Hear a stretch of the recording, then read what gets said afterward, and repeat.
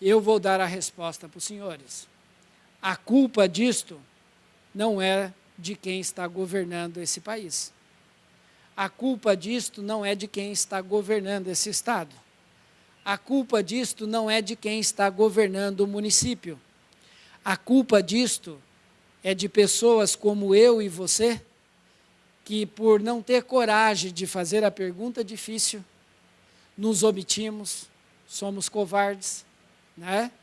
É a nossa covardia e a nossa omissão que faz com que desviem o leito do rio. E se não entendemos que, em vez de ficar atirando um no outro, que devemos ter uma união, né, vamos fazer o que fez aquela tribo. Se os senhores olharem no governo federal, só para dar um exemplo, quem doou na campanha para presidente da República, vocês vão perceber que o modelo está perfeito. 25% da população depende dos planos de saúde, tem um plano de saúde. As seguradoras estão pegando aquelas pessoas que têm seguro individual e transformando para seguro coletivo.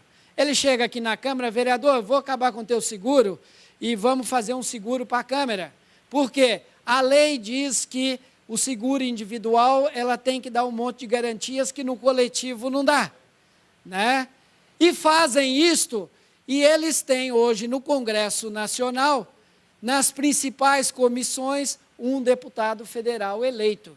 Eles não estão errados, eles têm uma missão, eles estão cumprindo bem a missão deles.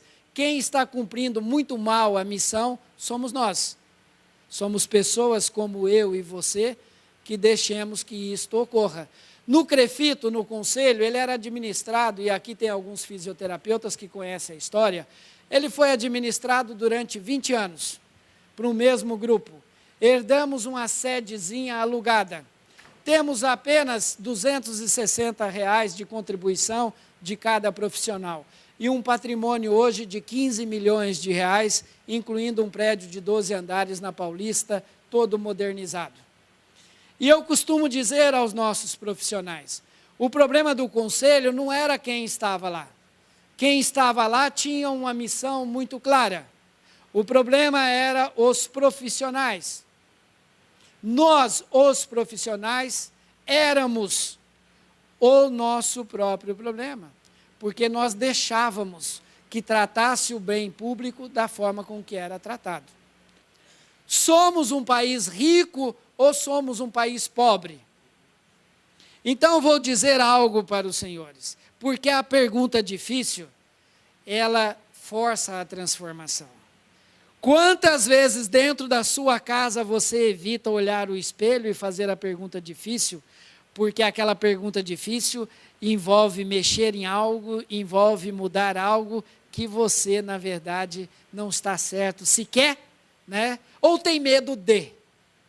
Então, veja, nós vivemos num país, um ser ideológico, que nos últimos 10 anos gastou com a administração da dívida, ou seja, imagine que você pegue o seu cartão de crédito, queira comprar uma sandália, não tem dinheiro, não tem juízo, vai lá e compra fiado, não é isso? Em vez de pagar uma sandália, você acaba pagando 3, 4. Isto eu aprendi com as minhas irmãs, porque quando nós decidimos que queríamos entrar no mundo do vidro temperado, e até hoje, sempre que posso, gosto de trazer uma tecnologia, quem não gosta, para dentro de casa. Mas aprendemos, já aí com a idade de 10 anos, que o preço que pagamos para uma geladeira e para uma TV, daria para comprar 2 geladeiras e 2 TVs. E desde aquela época, assumi o compromisso comigo mesmo de que não compraria de jeito nenhum a prazo, que iria tentar controlar os meus instintos e que não poderia agora agir como agiu aquela criança que pegou aquela taturana, porque agora não se tratava mais de uma criança, se tratava de um adulto que sabia que o maior dos medos que o mercado usa com você, e aí eu vou dar uma notícia para os senhores, que as maiores vítimas são as mulheres, e a segunda maior vítima são os pobres do crediário, porque eles têm vergonha de, na hora de negociar, eles são tomados pelo medo de poder fazer valer os seus direitos, de poder fazer valer os seus interesses, e com medo de que o outro o veja como uma pessoa sem posse, ele acaba comprando gato por lebre e acaba pagando 2 vezes por uma mesma televisão. Esse é um grande truque do mercado, né? E esse truque também acontece na saúde, porque estão desviando o leito do nosso rio, estão desviando as verbas da nossa saúde. Então vamos responder a primeira pergunta: somos pobres ou ricos? Então dizia aos senhores que apenas nos últimos 10 anos, para administrar essa dívida insana que foi feita de forma irresponsável, e não estou vindo aqui dizendo que você não tem que pagar uma dívida que se faz, ela tem que ser paga, né? Ela tem que ser administrada, mas pasme, senhores, gastamos 1,5 trilhões de reais nos últimos 10 anos pagando juros. 1,5 trilhões de reais, meus queridos, dá para construir uma grande São Paulo com um apartamento de 350 mil reais cada um. Somos um país pobre ou um país rico? Pior, devemos hoje 1,5 trilhões. São 3 trilhões. Somos um país pobre ou somos um país rico? Economizamos 4, 5%, né, do que arrecadamos entre o que gastamos, e esse dinheiro ainda não é suficiente para pagar os nossos juros, e é por isso que a nossa dívida vai acumulando. Meus queridos, apenas com seguro-doença, ou seja, aquele brasileiro que por falta de ter um atendimento adequado no seu trabalho ou na sua residência, teve que se ausentar do trabalho por mais de 2 semanas, porque a conta alta está com o empresário, porque a maioria do afastamento é menos de 15 dias. Acima de 15 dias, o INSS paga. Apenas com esse seguro-doença, gastamos 12 bilhões e meio por ano no governo federal. E o governo, para cuidar da saúde, de 180 milhões, gasta 45 bilhões. O que está de errado nessa equação?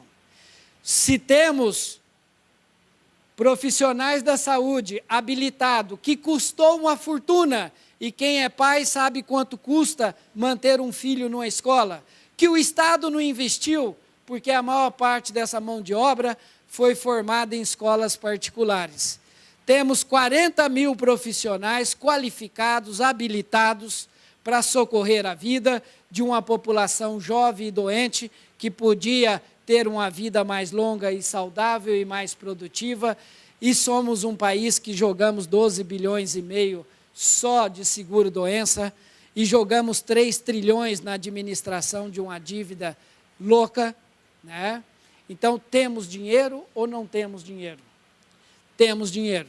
Mas por que esse dinheiro não é, então, aplicado, né? Por que o modelo da saúde não se inverte? Por que não colocamos o profissional para cuidar no bairro, na casa, para ter um contato direto com as condições de vida daquela comunidade, entendendo as necessidades e intervindo em cima dessas necessidades? Por que não fazemos isto, né? Eu vou dar a resposta para os senhores. A culpa disto não é de quem está governando esse país. A culpa disto não é de quem está governando esse estado.